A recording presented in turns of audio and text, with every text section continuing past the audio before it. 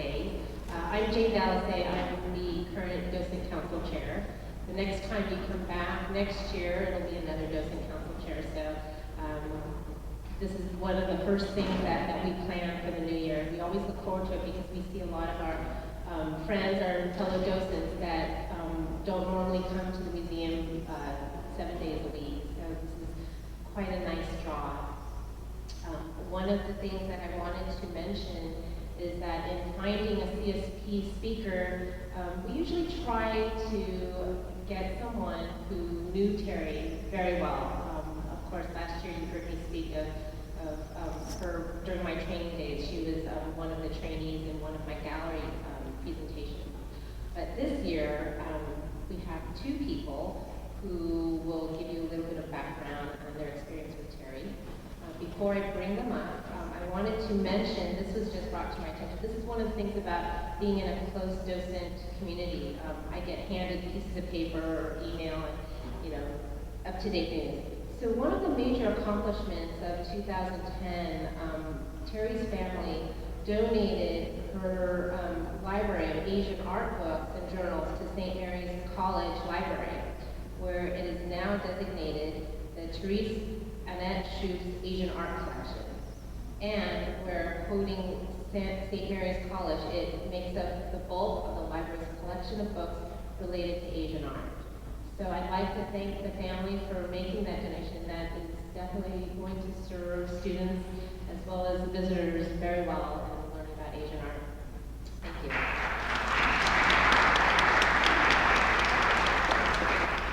Okay, so now I'm going to vacate the spot and introduce Florence Fishcock, who is not only the co-chair of our CSP committee, she is a dear friend of Therese Schoofs, and I'll hand it over to her. Thank you.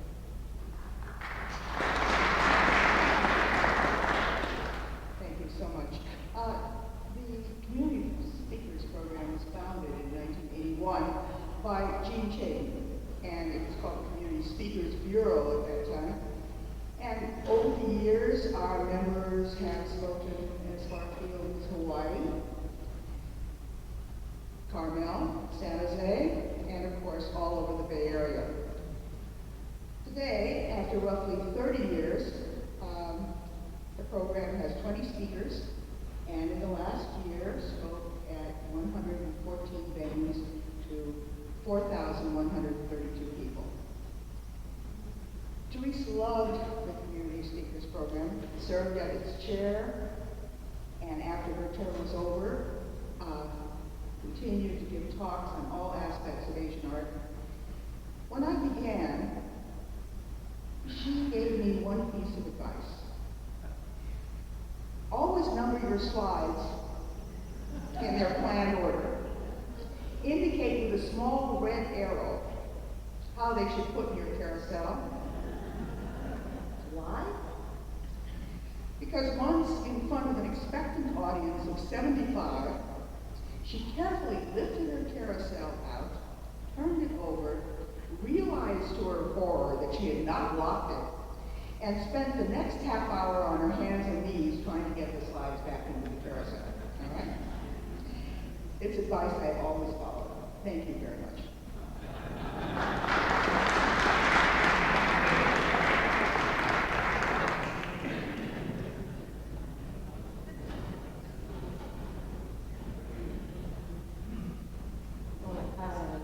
Florence, did you have a brief introduction to our esteemed CSP lecturer for today? Because I think all I have to say is probably not for this audience, not to you. Well, it's very brief. Today's speaker, Dr. Buchanan, has survived 3 wars and the docent training program of the Asian Art Museum. He's a graduate of the class of 1984, as was Therese Schoofs, and in addition to his docent duties, Dr. Buchanan has been a CSP presenter, and we're honored to have him with us today. When asked to do this talk, he originally said he was going to do a medical analysis, and he was going to call it The Man with the Swollen Foot.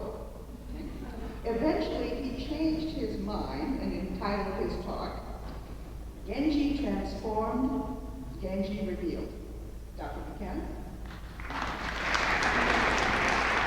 much. Let me sit down and get comfortable. I'm going to do this as a psychoanalytic exercise where I'm going to sit in this couch, lean back. Since I see my guru and psychiatrist in the room, I'm just going to free associate to the material. First of all, let me start with the name Genji Transformed and Genji Revealed. Many of you have read the Genji, and those of you who haven't should read the Genji, because you do not have to be a lover of Japan or speak Japanese, and you do not have to be able to read footnotes to enjoy the Genji. Just sit down, take it as a novel, plow through it, and you'll find it's really a lot of fun. Genji is usually presented in the way that Lady Murasaki intended it, as a romantical episode after episode after episode type of story. But I've read through the Genji in 4 different translations now, and every time you read it, and I've read it probably 6 times, every time you read it, you see a lot that you never saw before. And I thought, why not just do it as a slightly different type of story? One reason is that in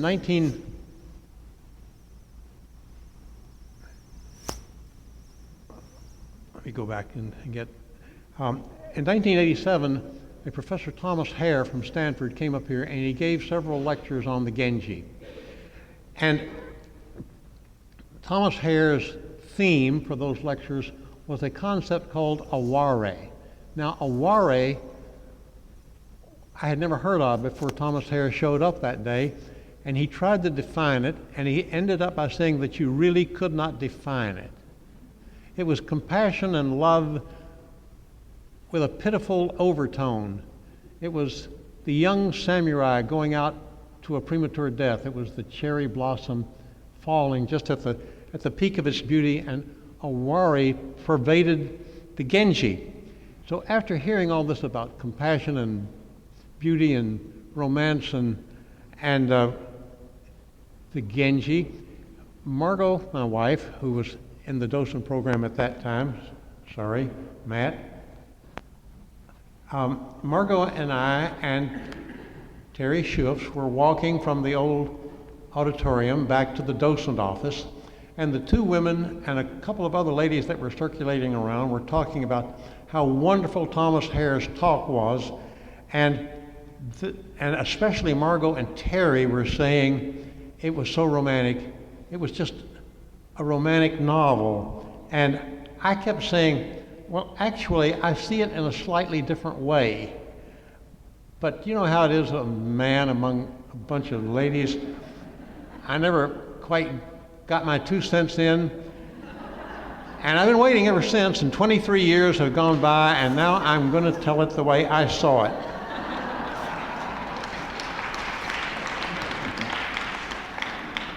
Thomas Hare began his lecture, as the Genji begins, by saying, there was a lady not of the highest rank, but the emperor loved her more than all the rest.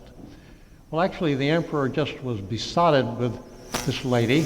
Her name was Kiritsubo because she lived in a courtyard where there was a kiri, or paulownia tree.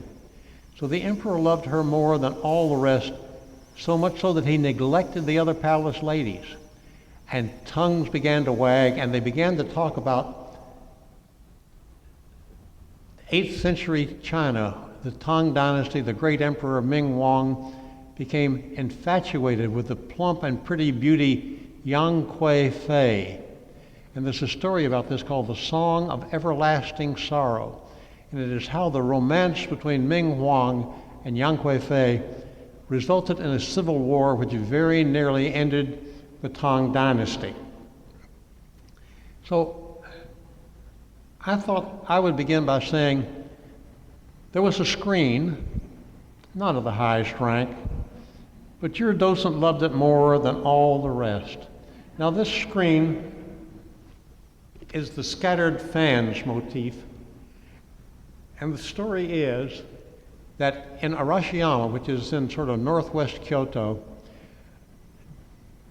a shogun of the Ashikaga shogunate was walking across a bridge one day, across a river, and one of his retainers was carrying a fan with the shogun's logo, and the fan blew out of the retainer's hand over the bridge and into the swirling waters. So here are the swirling waters of the river.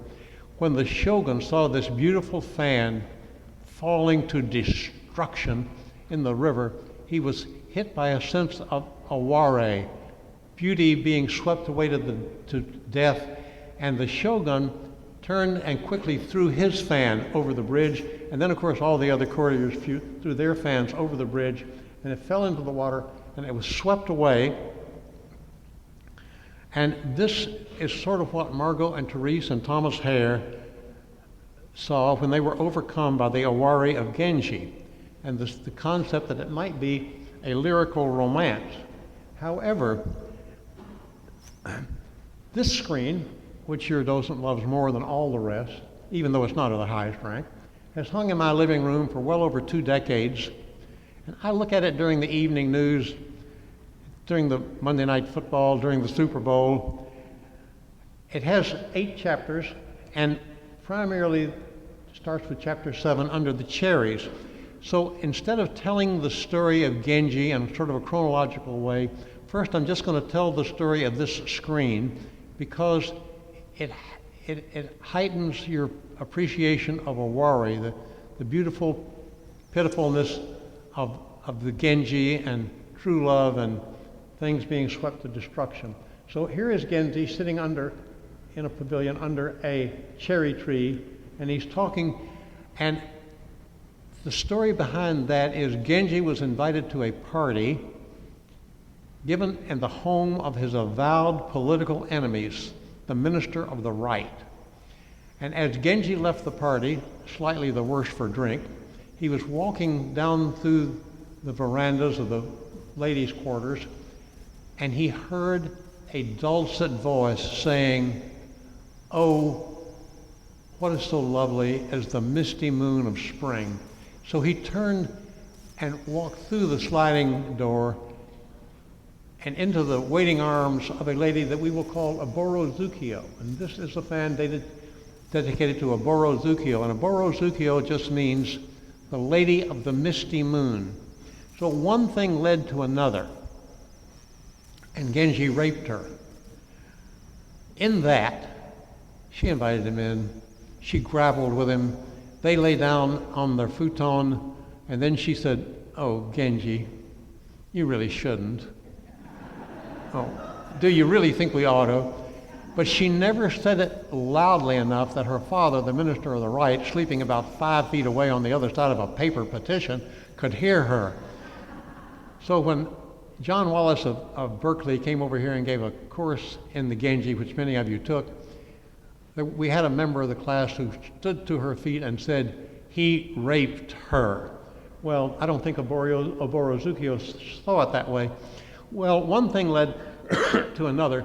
Now, a Borozukyo was the lady that was intended for the heir apparent and was almost certainly going to be the empress.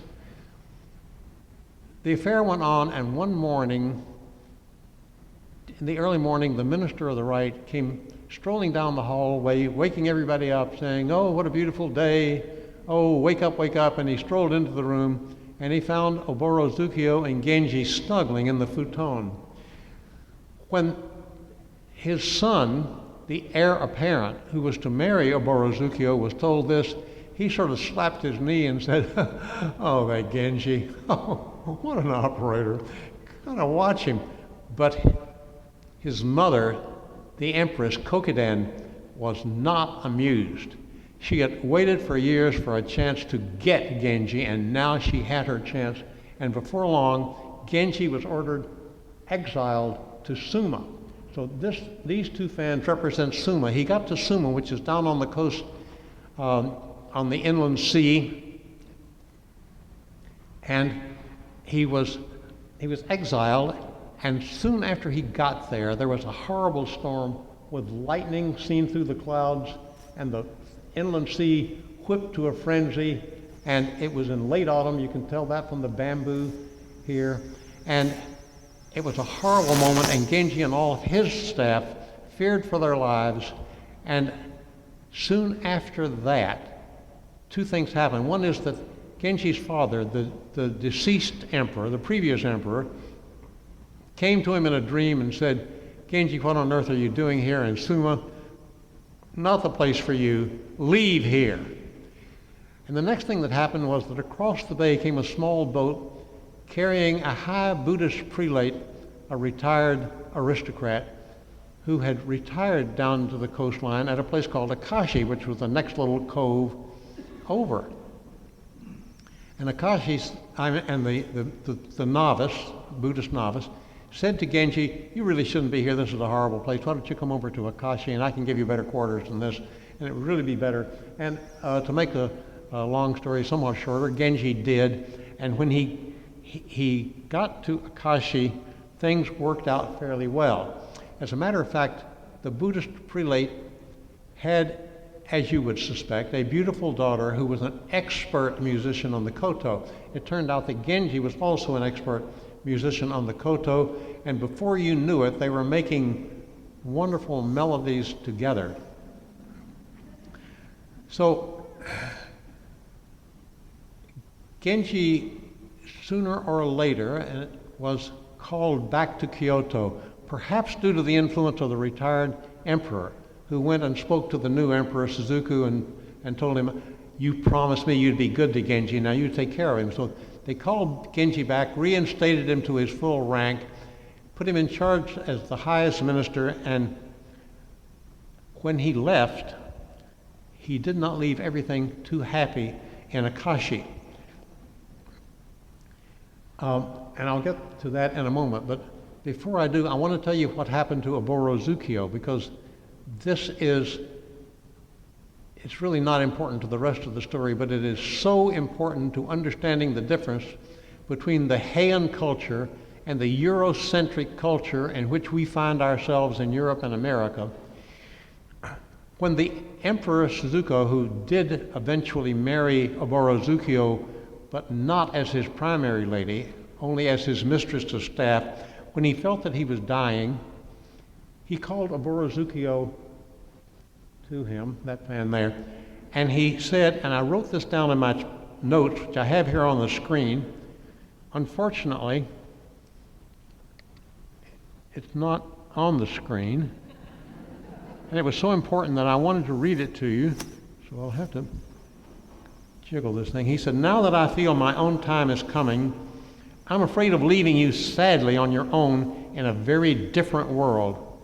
You have never thought as well of me as you did of a certain other, but my greater affection has moved me to care for you above all. The one whom you prefer may take pleasure in you too, but I do not think his feeling for you approaches mine, which is far stronger, and this alone is very painful. He began to weep. She blushed scarlet, all in the fresh ripeness of her beauty, and her tears spilled forth until he forgot her transgressions and looked on her only with pity and love.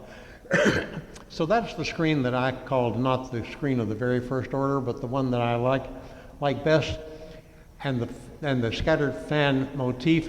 And just as an aside, there is a wonderful screen of the scattered fan motif, not of Genji, of course, but of flowers, that is on display right now. It hasn't been on display as much as I would like to see it.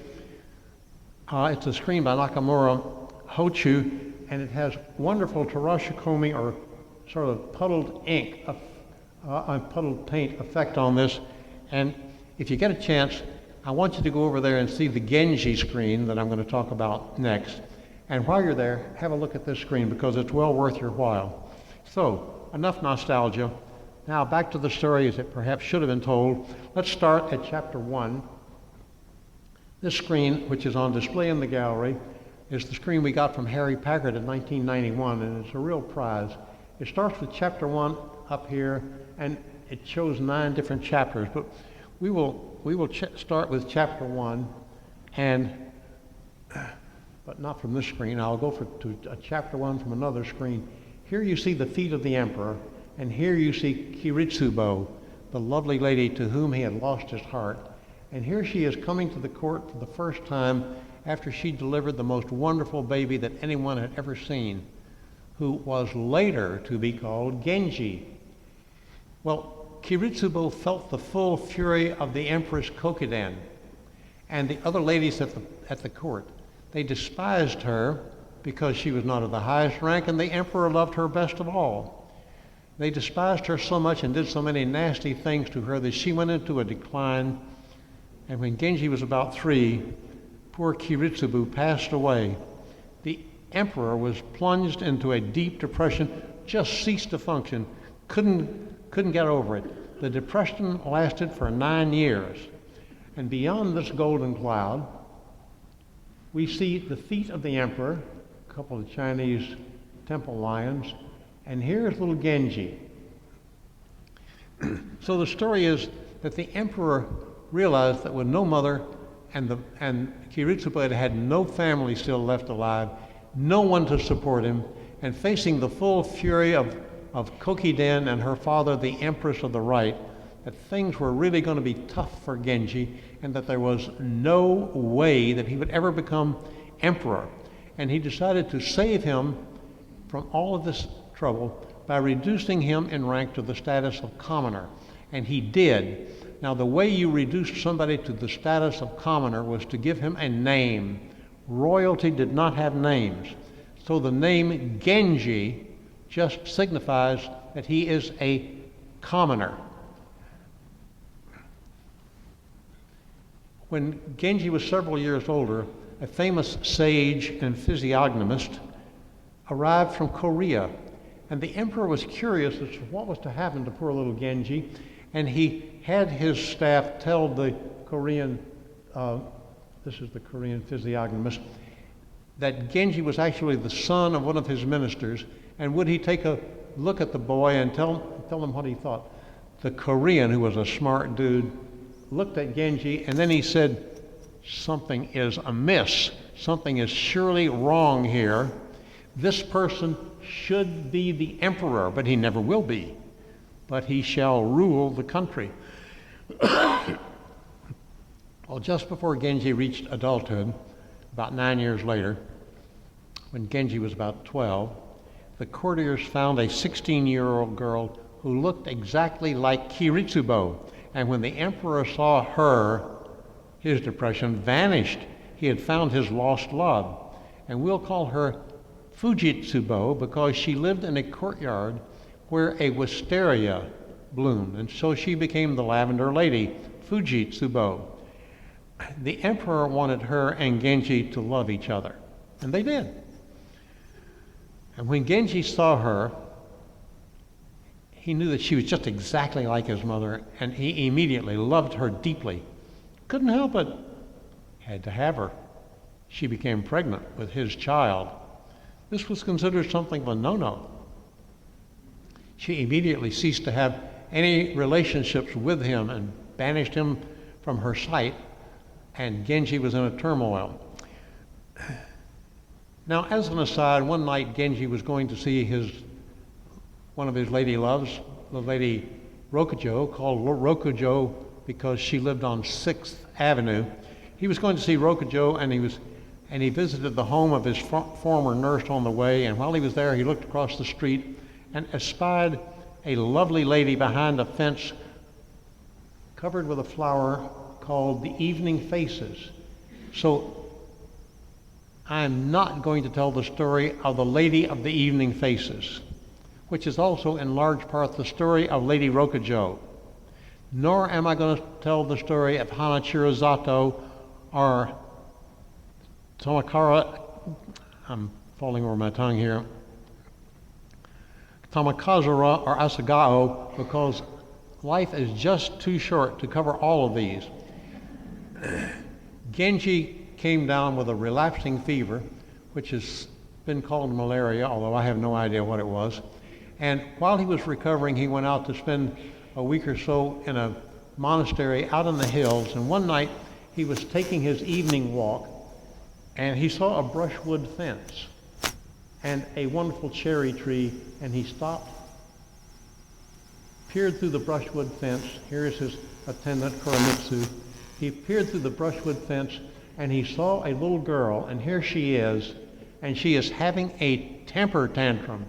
And this is her maid, whose name is Inuki, and this little girl is saying, Inuki has turned loose my pet sparrow. And here is the little sparrow winging happily away, and Genji is just immediately taken by this little girl having her temper tantrum because he realized that she looked exactly like Fujitsubo, who looked exactly like his mother, Kiritsubo. Well, here's another screen. This is a screen that I bought in 1966 and kept on my wall for 30 years until it was completely damaged, at which time I took this picture. And when I moved into the old folks' home out at Smith Ranch, I knew I couldn't keep it anymore, so I went out to the Amari shop and sold it to Helga Fleischman, who had it revamped and cleaned up and gave it a good home and sold it to somebody.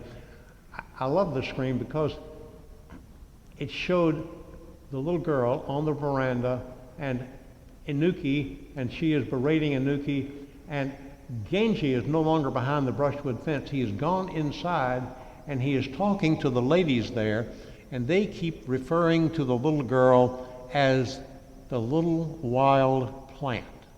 Now, the first several times I read this story, I didn't wonder what the little wild plant was. But this is the little wild plant. This is the Murasaki plant. The Murasaki plant is Lithospermum erythrohyzon. Lithospermum just means stony seeds, and erythrohyzon means red root. So there are several species of Lithospermum. This is the one with the red root that gives the lavender dye that is so typical of the Fujiwara family. Now, I saw a lady in the audience today with a purple scarf. And if this were in Heian, Japan, you would know immediately that she was a Fujiwara, because only the Fujiwara were permitted to wear the color lavender or purple from the Murasaki plant. This is the Murasaki plant. It could not be grown commercially. Not then, not now. It was gathered on the plains of Musashi. And when Genji looked at this little girl, he met his destiny. Genji went in and he talked to the abbess and the other ladies about her. And Genji said, and it's on page 100 in Tyler's translation, he said, "Oh, how I would love to possess this little wild plant and make her my own," because he realized that she sprang from the same root as the Murasaki being Fujitsubo, his love, the alter ego of his mother, Kiritsubo. So Genji goes in, exerts his power, takes the little girl home, and carefully educates her, but he still yearns for Fujitsubo. But at least he has Murasaki, who he perceives as the same woman because she and Fujitsubo spring from the same root of the Murasaki plant. One day, Fujitsubo delivers their child. Genji cannot be there. He cannot be in the palace. He can have no contact with her because she is now the empress, and he sits at home playing his flute and amusing himself with her alter ego, the girl that we now call Murasaki. He can never see the emperor again, he is told, empress again, he is told. He became more and more devoted to Murasaki. And here Genji sits, and he is having Murasaki stand on a go board, and he is tenderly cutting his hair. It's all a very domestic scene. But even so, his obsession with the Empress, Fujitsubo leads him to hide in a storeroom and peek out through the screens. And he sent the Empress, Fujitsubo, a tray of fruit. She is having none of it. When he makes himself known, she throws him out and says, "It's over, buddy." You remember the story of Oborozuki, the Lady of the Misty Moon.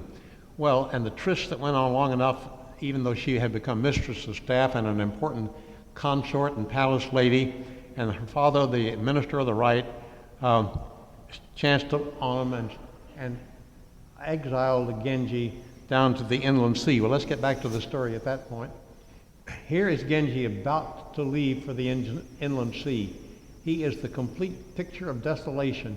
Murasaki would like to go with him, but obviously if he took his lady Murasaki with him and set up a court down at the inland sea, this would not be a punishment. This would not be atoning for his transgression.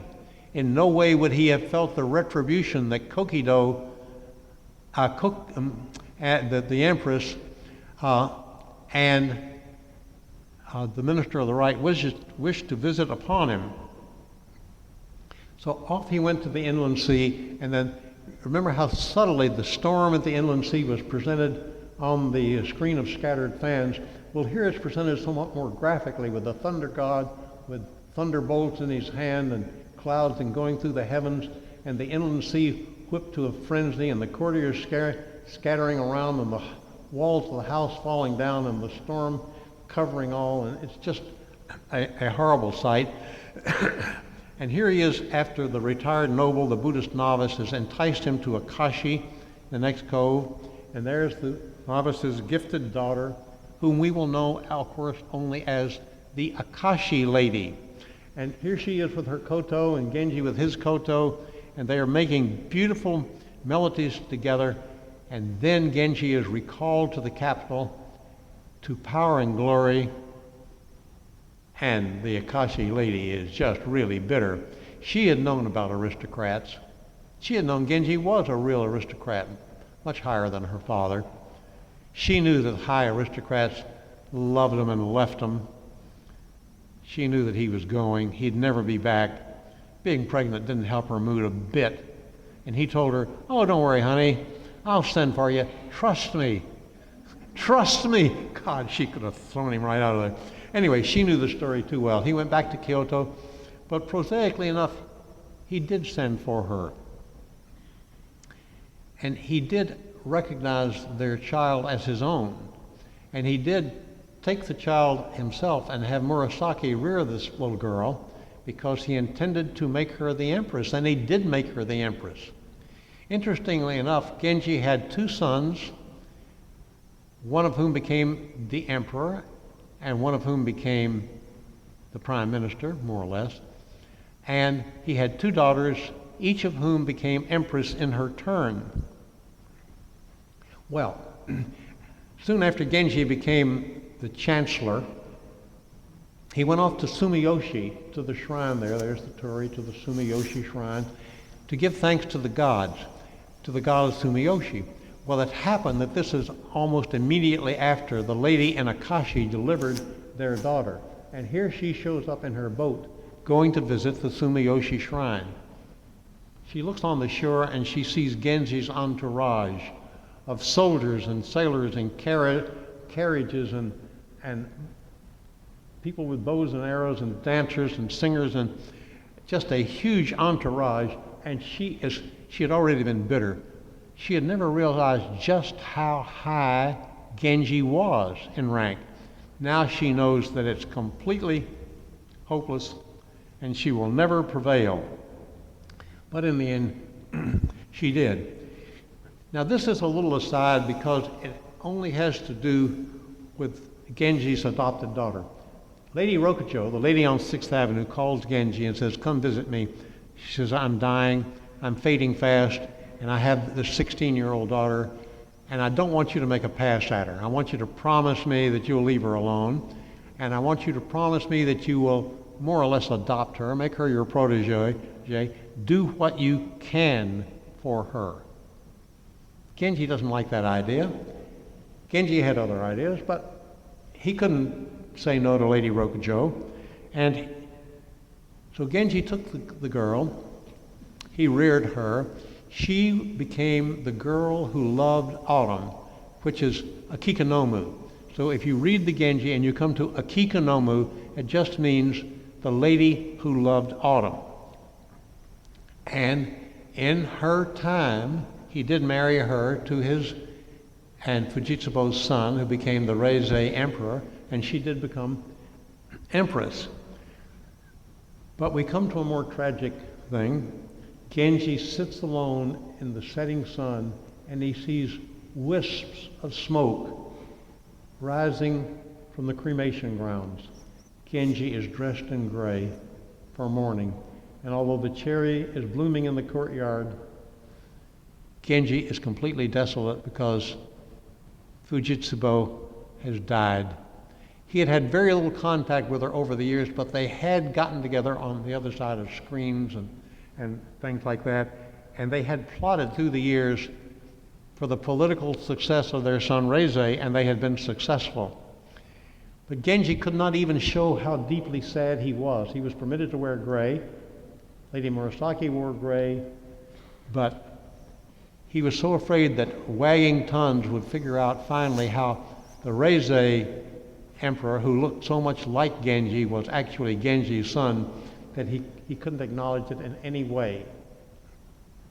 Well, Akikonomu, although she was now the empress, lived in a wing of Genji's palace on 6th Avenue, which he had inherited from her mother, the Rokujo lady.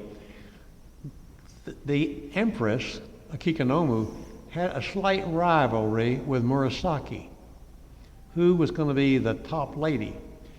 One day, the empress, Akikonomu, sent a lady dressed in autumn colors, carrying a beautiful lacquer tray with autumn leaves and flowers, and she sent this attendant to Lady Murasaki,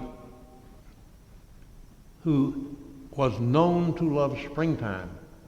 And when Genji saw what had happened, he said to Murasaki-san, he said, "That is a challenge. You must answer her." Murasaki said, "Don't worry about that, Genji. I know how to handle this lady. I've handled all of your ladies all my life. I've got it down to an art." So she took the tray and kept it. And when spring came, she put on it an even more gorgeous ensemble of spring flowers and sent it back to Akikonomu to say, "You may be the lady who loves autumn, but spring is much more delightful." And in the springtime, at the height of all the flowers, the little girls were dressed as butterflies and sent out to dance. And Genji was so anxious to have everyone see Murasaki's springtime garden that he made a big thing out of it. Now, this is shown in many ways, and I show this wonderful music stand. And for the visitors who haven't seen this music stand, it is frequently on display here, because although lacquer is light sensitive and must be rotated, it's not quite as light sensitive as painting, and we have it up a fair amount of time. It shows cut out butterflies here and butterflies there, and it refers to this chapter in Genji, and it's an example of just how wonderful, what a wonderful way they had of displaying the story. Here's another lacquerware object, and it shows the dragon boat on the lake in Genji's house, and this is Murasaki's pavilion, and Akikonomu, who is now the empress, can't just walk over and see Murasaki. It would not be right for an empress. So he loads her and her family, her ladies in waiting, in the dragon boat and has them rowed over to Murasaki's pavilion. But it was not to last. There was a typhoon, and it wasn't as bad as the one down at Suma in the previous story. It was late summer. The mayflowers were mixed with the autumn grass and the chrysanthemums. The storm blew up. Here are Murasaki's ladies fighting desperately to keep the curtains from blowing away. Here's Lady Murasaki all upset. And Genji's son, with Lady Aoi, a fellow named Yugiri, is out walking around the compound to assess the damage. and he peeks through the blinds, and for the first time he sees Murasaki. Now Genji had just been extremely careful not to let Yugiri ever see Murasaki, because Genji knew how disruptive a little incestuous relationship could be to a family, and he wasn't about to have it. Yugiri looked at her. He had never seen anyone or anything so beautiful in all of his life. And he said to himself, she just looks like a mountain cherry in the mists of spring. Well, actually, you're in luck, because on display in the Japan Gallery right over there, there is a 2-panel screen showing a mountain cherry. The mountain cherry differs from the ordinary cherry in that the blooms come out, the leaves come out while it is still in blooms. The blossoms and leaves are there at the same time, in contrast to the more usual cherry. So anyway, that crisis passes, and it is a moment that could have resulted in tragedy, but it doesn't. But crisis and tragedy are about to come from another quarter, and that is the retired emperor comes to see Genji and says, I want you to marry my favorite daughter, the third princess. Genji cannot refuse this. He doesn't want to marry her. He doesn't even like the little girl. She's much younger than he, and a teenager, and he has other interesting things to do, but he can't refuse. And having married her, he must put her up in style, because she is the favorite daughter of the retired empress. Of course, Murasaki is angry, and here she is having a real snit. So she is writing poetry and ignoring Genji, who is doing his best to mollify her.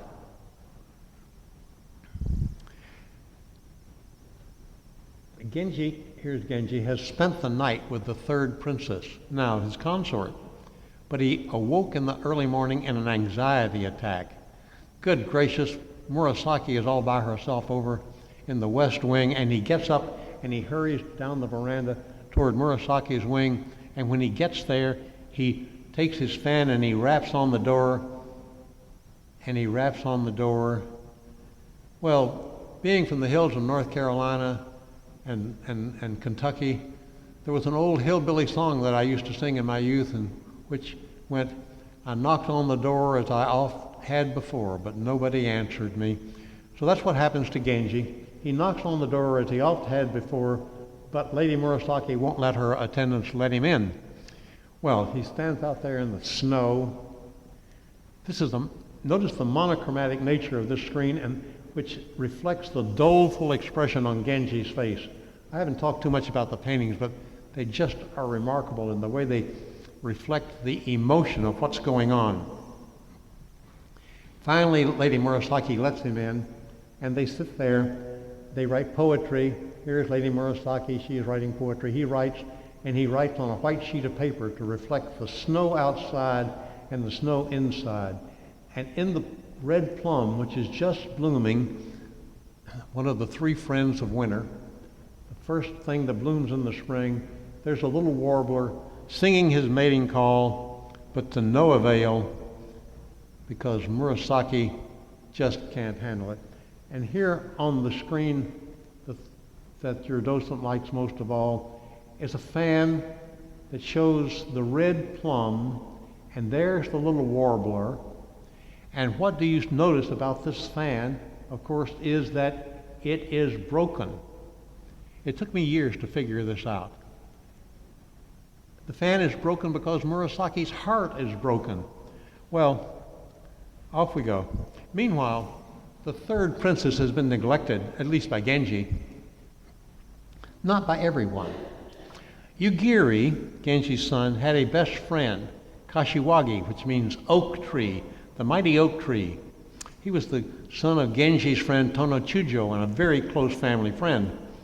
Kashiwagi is over to see Genji one day, and as he's walking around the courtyard, a stray cat comes by and pushes aside the third princess curtain and Kashiwagi gets an eyeful. He is smitten. Well, one thing leads to another, as it does, and the third princess got pregnant. Genji knew it wasn't his. He hadn't been around that often.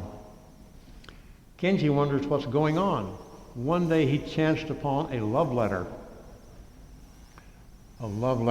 from Kashiwagi to the third princess, made it clear exactly what was going on. Now the shoe is on the other foot. And when the shoe is on the other foot, it pinches severely. Genji is overcome, not with jealousy. He really doesn't care a fig about the third princess and Kashiwagi. He is overcome with shame and guilt about his relationship, his similar relationship with Fujitsubo, his transgression. And it is now that Genji feels the full retribution of his transgression with Fujitsubo. He had transgressed with a Borozukyo and atoned for that by being exiled to Suma and Okashi. But he had transgressed with Fujitsubo in a matter that could never be expiated. So, when it all comes out, the third princess sinks into gloom, and there she is. And here is her father, the retired empress, and here is Genji. And you can see from the way his head is hung over, and the way that the retired emperor is sitting there, wiping tears away from his eyes. The ladies are scurrying about. This, of course, is that 13th century scroll in the Nagoya Museum, the oldest Genji scroll, probably the most lovely one. The third princess has her hair cut off and retires as a Buddhist nun. Guilt for Kashiwagi is even more crushing. Kashiwagi immediately sinks into depression and anorexia. Remorse overcomes him. He can't eat, he can't sleep, he just lies there in depression. Yugiri, Genji's son, tries to comfort him. It's to no avail. Only death can free him. And the child is born, and Gary cuddles the little baby, whose name is Kaoru. And notice how Genji's head is bent over, about the world is sinking in on him. He is overcome with grief for the way it all turned out, grief for his misbehavior with Fujitsubo, love for little Kaoru, who is a charming little child, compassion for the third princess, grief and compassion, Awari, for Kashiwagi, his best friend's son. It's just an awful situation, and he realizes that his karma has never been set straight. This is the famous bell cricket scene. It's one of the most widely published and viewed scenes from the 13th century scroll. It's autumn, and Yugiri plays a flute left to him by the departed Kashiwagi. An ancient monk, the last person alive who knew the dread secret of Reise's birth, tells the new Emperor Reise that Genji is actually his biological father. What a blow. Filial harmony must be satisfied, and the Emperor Reise, who is shown here only a couple of inches above Genji, so they're practically sitting there of equal rank. The Emperor Reise wants to abdicate and have Genji declared emperor, but that's impossible. So Reise makes Genji, raises him to the rank of retired emperor. But they can't talk about it. Neither one can ever say anything to the other one about the situation. Those are the words that can never be spoken. And it is now that Genji feels the full retribution for his transgression. So the young men sit on the veranda. The bell cricket and Yugiri both make their plaintive melodies. Everybody feels compassion. Everybody feels love for Kashiwagi and the third princess, and the relationship between Reise and Genji. So they sit there and listen to the crickets and Yugiri make their plaintive melodies. Well, 3 chapters later, Lady Murasaki is fading very rapidly. Genji has numerous ceremonies for her. Here is a bugaku dancer who dances outside their pavilion, but it doesn't seem to help. Here, from the screen that is now on view, the one we got from Harry Packard in 1991, that screen, here is the bugaku dancer outside, the staff gathered around. Lady Murasaki says to Genji, although I know these rites must be my last, nothing can ever break the bonds between us that will last through all lifetimes to come. It's deep autumn. Garden is full of fall grasses. They're covered with dew. The fall garden is at its best. Genji and Murasaki gaze lovingly at each other for the last time. And while the dew is on the garden in the early morning, Lady Murasaki died. Genji is stricken. Can't recover. Doesn't care. Several years go by. Genji burns all of the poetry that he and Lady Murasaki had sent to each other over the years, especially those poems from Suma and Akashi. And here are his attendants helping him burn the letters. Genji wants to retire from the world and enter a monastery. And the next chapter begins. Genji is gone and there is no one to take his place. Now the next 14 chapters reflect the karma of Genji. It's played out in the lives of Kaoru, his son, legally, but actually the son of Kashiwagi and the third princess, and Genji's grandson, Niou, who is the son of the Akashi lady who became empress. Kaoru is the Woody Allen of the 9th century. He just can't get it right. At Uji, Kaoru discovers a retired prince who has, he thinks, 2 beautiful daughters. He falls in love with Oigimi, the elder. She is so upset by him that she starves herself to death. Then he decides that he really loved her little sister, Nakanokimi, which of course means the middle daughter, so you know something is going on there. And he falls in love with her and wants to have her, but of course his cousin Niou arrives. Niou strums on the biwa, and the girl is soon inveigled. A third daughter shows up. I'm skipping over all the details here. A third daughter shows up, and Kaoru decides she is the one he really loves, but the dashing Niou loads her into a boat, takes her off to the Isle of Oranges to have a 3-day tryst, and she is looking disconsolate, and she says, the trees are green on the Isle of Oranges, but what about me, a boat cast adrift on the waters? She is so depressed by this whole thing that she throws herself overboard and floats down the river, drowning, and floats out of sight and is given up for dead. But she can't even commit suicide because she is washed ashore, taken to a Buddhist monastery, and there she is. And Kaoru finds out that she is there. So he sends for a high-ranking Buddhist prelate, and he browbeats him into writing a letter to the poor girl, freeing her from her vows as a nun. She doesn't even read the letter. She just sends it back to him, and that's the end of it, buddy. So, this is another lithosporum. It's not the Murasaki. It's a lithosporum purpura cerealia. And I show it only to indicate that the story may be seen in many different ways. Now, Therese and Margot saw it as a love story. Professor Hare saw it as a wari, a tale of beautiful pity.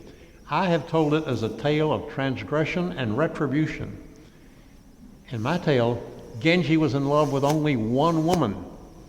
That woman was Kiritsubo and Fujitsubo, who are exactly alike, and Murasaki, who was not only exactly like Fujitsubo, but sprang from the same root.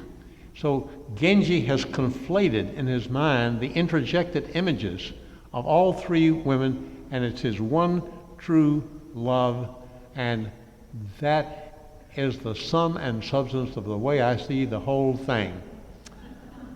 Now, if there are any questions, and I doubt that there will be, because I think I've been perfectly clear.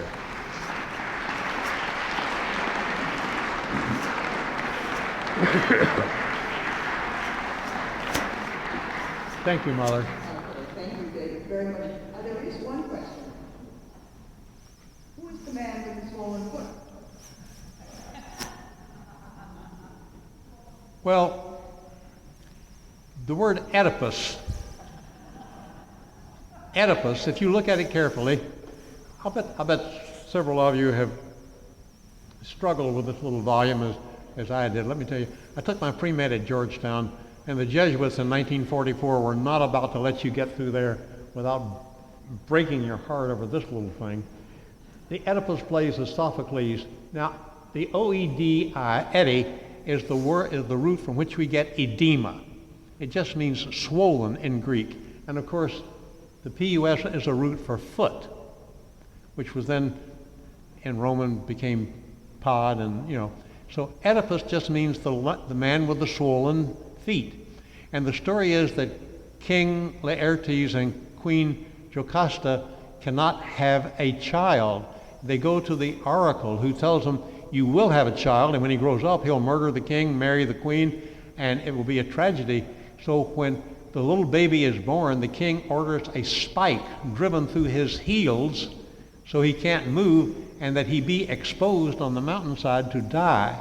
But a couple of chuckle-headed shepherds and travelers rescue the kid, and he is taken away to the Peloponnesian Peninsula, and there reared and comes back and to Thebes, and on the way meets Laertes and kills him in a minor argument, and gets to the city and finds out that the beautiful young queen, his mother, is bereft, and he marries her and has children, and then one day he finds out that he is really her son, so he rips his eyes out, and it's a sort of a story. Well, anyway, so my thesis here is that Genji was in an Oedipal situation with his great love, who was Murasaki plus Fujitsubo plus his mother Kiritsubo. Well, this thing came to me as sort of an epiphany one night on the road, but not to Damascus, and so I didn't know whether it would fly or not. And I did two things. One is I sent an email to John Wallace in Berkeley, who had given us our course, and I told him that I intended to do something of the sort, and he wrote back and said, gee, it sounds like an interesting idea. So I thought, well, he doesn't tell me to shut up and behave myself. So I gave a dinner party, and at Smith Ranch, the old folks' home in which I am immured, there happened to be two practicing psychologists and one retired professor of psychology from Berkeley and one retired practicing psychiatrist. So I gave a dinner party. One of these women had just finished reading the Genji. So I had her give a synopsis of the Genji to the other two psychologists and the psychiatrist, and then I said to them, would I be justified in coming up with this thought and doing it as a Greek tragedy and saying that Genji really had an Oedipus complex? The psychiatrist wouldn't say. The two psychologists were enthusiastic about the idea. The professor of psychology said, you really need more documentation. So I said, okay, that's consent. So that's the way I did it. So that's what the man with the swollen foot is. And for the docents, I hope you don't take my word for it and do this on your docent tour, because you'd never be able to explain it. However, I will tell you that my wife Margot was not enamored of this idea. She said to me more or less, are you crazy? That's not the way the Genji is. And I said, Actually, I think it's okay to do this lecture in memory of Therese Schoofs, because her active mind would have really enjoyed this little romp through Genji as a Greek tragedy. But in the end, we will just go back to the story as Lady Murasaki probably saw it herself, hearing hidden harmonies. That's not Lady Murasaki, it's Lady Issei. I couldn't get a Murasaki. Anyway, they'll never know the difference. Anyway, so let's just forget all about my story of the man with the swollen foot and go back to the story as Lady Murasaki intended it, hearing the hidden harmonies that she has so deftly woven through this delightful love story. That's it. Thank you.